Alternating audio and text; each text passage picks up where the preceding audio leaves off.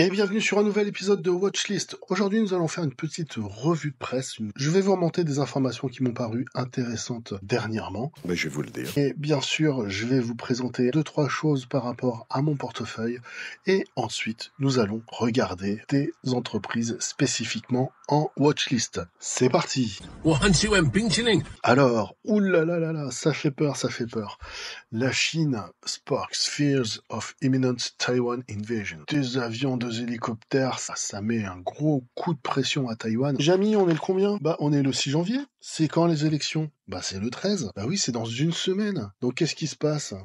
Est-ce que c'est une montée des tensions qui est visible depuis un bon moment et que tôt ou tard ça va craquer ? C'est juste la Chine qui met un gros coup de pression avant les élections.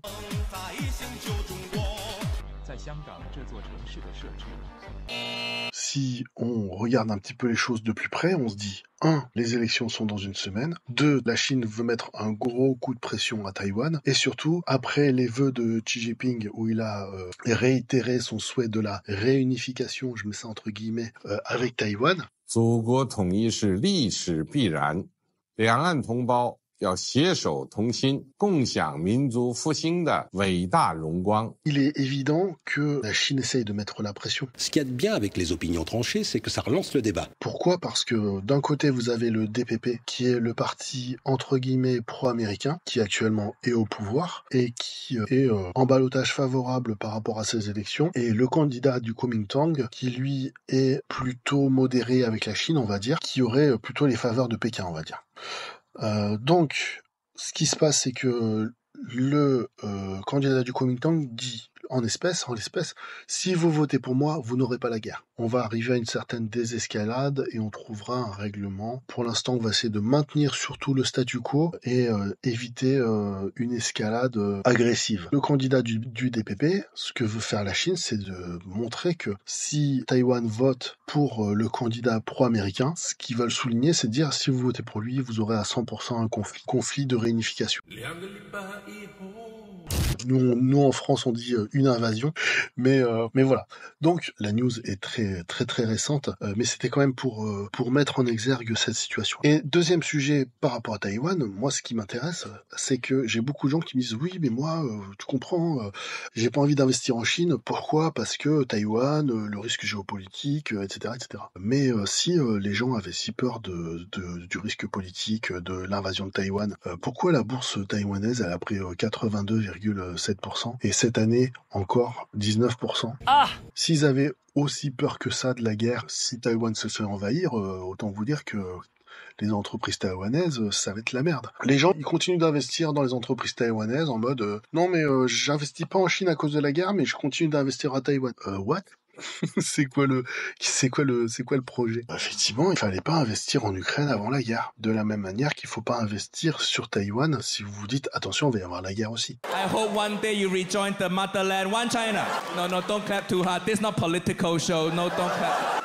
Uncle Roger gonna get cancelled after tonight.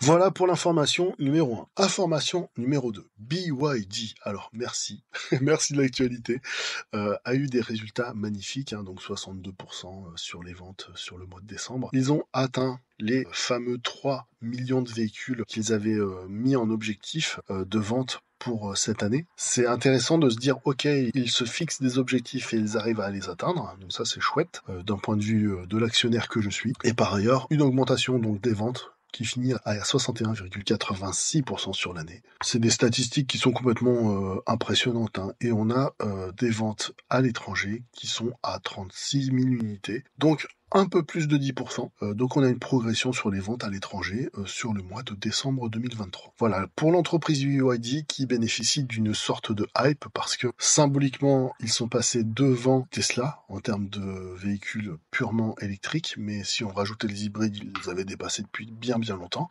Et donc on a eu une certaine hype sur BYD, ce qui a permis à ma vidéo sur BYD de bien marcher. Donc merci BYD de bien fonctionner. Et ça risque de continuer Alors, j'aime bien cette personne qui fait des tweets sur la finance sur X, et donc je voulais le mettre en avant. Il a pas besoin de moi parce qu'il est vachement suivi, mais surtout, voilà, j'aime bien ce qu'il met. Et sur BYD, il a partagé un article de Reuters. ABVE, qui représente des constructeurs automobiles électriques tels que les entreprises chinoises BYD et Great Wall Motor, prévoit des ventes supérieures à 150 000 véhicules en 2024, après que les ventes aient bondi de 91% pour atteindre 93 000 véhicules en 2023. Donc vous voyez, l'Europe, le Brésil, les pays émergents, l'Indonésie, la Thaïlande, il y a de quoi faire pour BYD.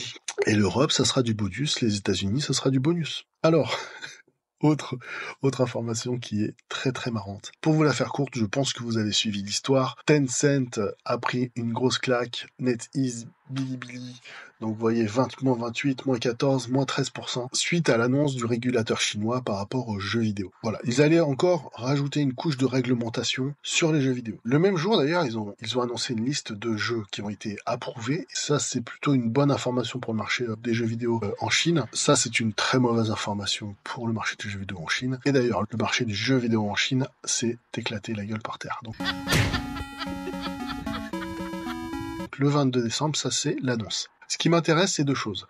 La première, c'est que Tencent, de façon complètement très agile, s'est dit « Ok, l'action se casse la gueule, on va faire du buyback à mort. » Donc ils ont buyback 1 milliard de Hong Kong dollars d'actions. D'ailleurs, vous voyez, à l'époque, j'avais liké. J'aime bien l'information. Ce qui est intéressant, c'est que l'entreprise est agile. Il se passe des choses, boum, elle réagit. Deuxièmement, ça permet de, bien sûr, soutenir le cours, on va pas se mentir. Et au 5 janvier, boum, déjà, encore un rachat d'actions pour 1 milliard de Hong Kong dollars. Et notez qu'ils en achètent un tout petit peu moins parce que le cours est quand même pas mal remonté au 5 janvier. Et au 3 janvier 2024, c'est ça qui est excellent, c'est que Feng Qingxin, donc la personne qui est en charge, qui a fait cette publication, a été démis de ses fonctions directement. Il a quand même fait perdre 80 milliards de capitalisation à l'industrie du jeu vidéo chinois, donc c'est assez énorme. Mais ce mec, il a été démis de ses fonctions. Alors ça, c'est moi qui le dis, j'ai pas de preuves, mais à mon avis, il est allé casser des cailloux quelque part dans un goulag. Et là, le signal, c'est de dire attention, les mecs du parti, si vous faites de la merde au niveau du marché et qu'il y a des conséquences négatives, vous allez vous faire défoncer la gueule. Green.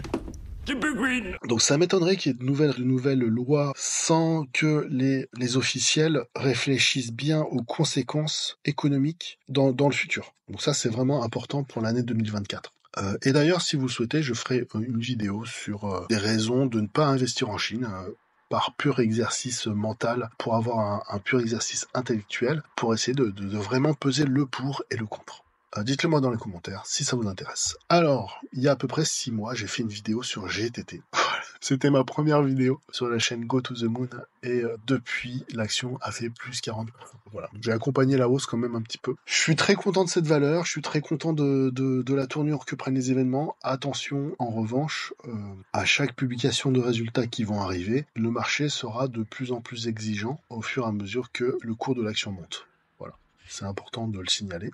Mais voilà, c'est une boîte qui est magnifique. Ruby, alors, il y a beaucoup de gens, alors c'était la deuxième vidéo que j'ai faite, qui avait plutôt bien marché, parce que Ruby, c'est une valeur sûre du marché français. C'est la plus belle value trap du marché français. Non, je rigole. Mais en tout cas, là, ça commence à frémir, ça commence à remonter, là, depuis une semaine, ça commence à être beaucoup mieux. Donc, peut-être que on voit le bout du tunnel, ça serait quand même sacrément bien. Si je me prie, j'ai jamais vu un tunnel comme ça. Un tunnel de dingue, ça me fait peur.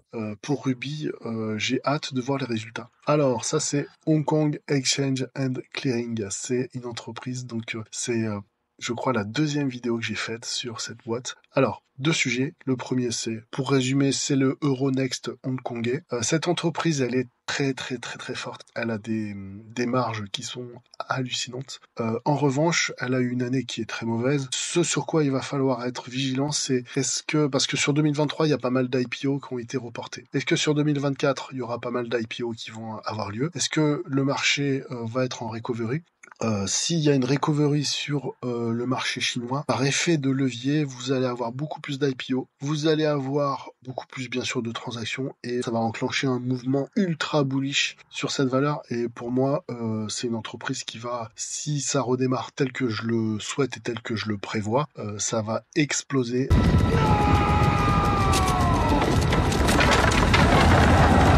Si j'ai tort, ça va continuer à faire la value trap, hein, attention. C'est possible, et comme dirait Top Invest, je me réserve le droit de me tromper. Imerys, moins 27%, un joli couteau qui tombe.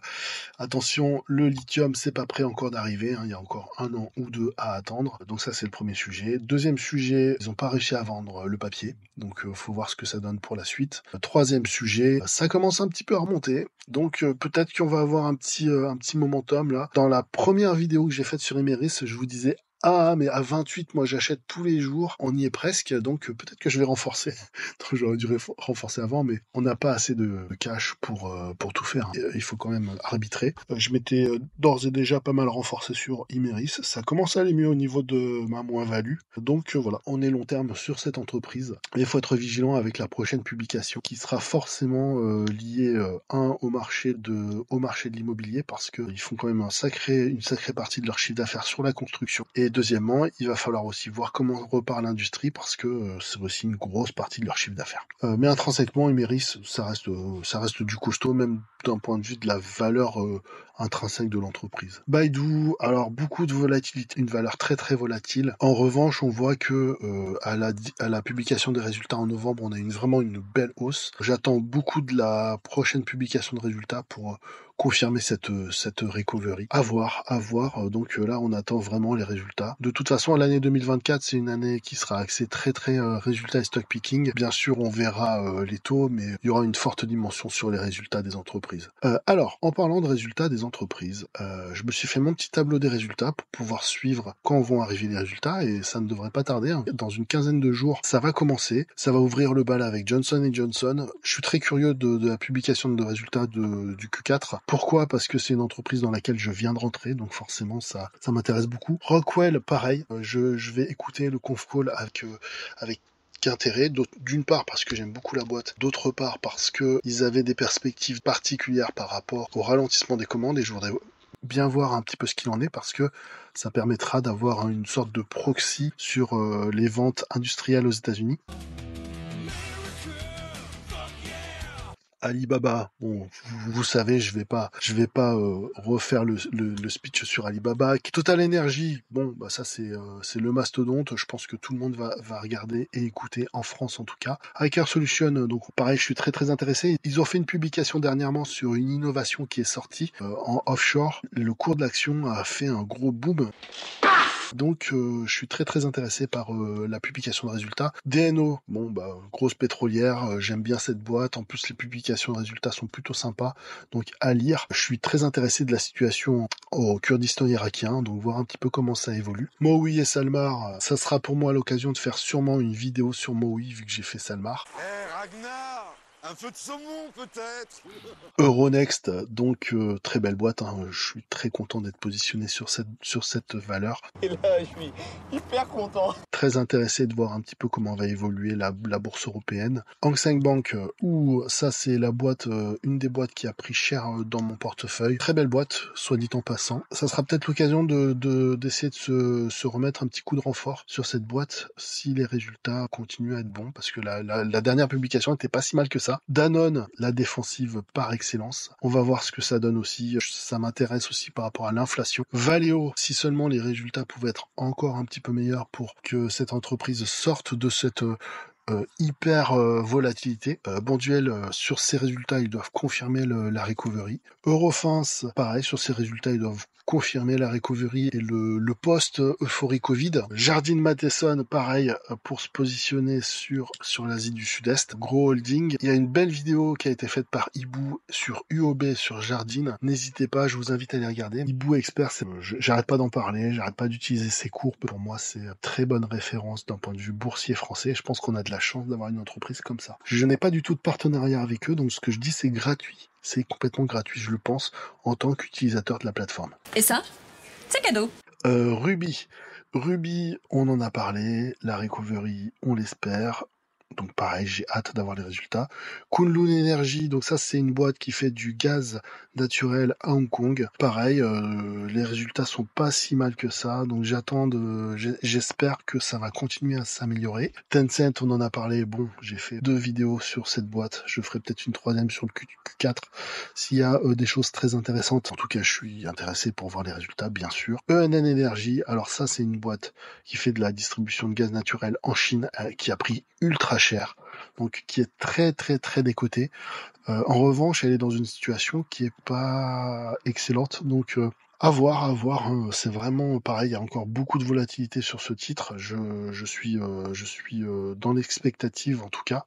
Et BYD, on en a parlé dans les précédentes minutes de cette vidéo, donc je ne vais pas me pesantir, mais je suis persuadé que le Q4 sera encore une fois excellentissime et que la publication sera encore très très moche à lire et que ça va faire mal aux yeux, mais en tout cas que les chiffres pour contrebalancer ça seront magnifiques. Putain, il est fort ce con.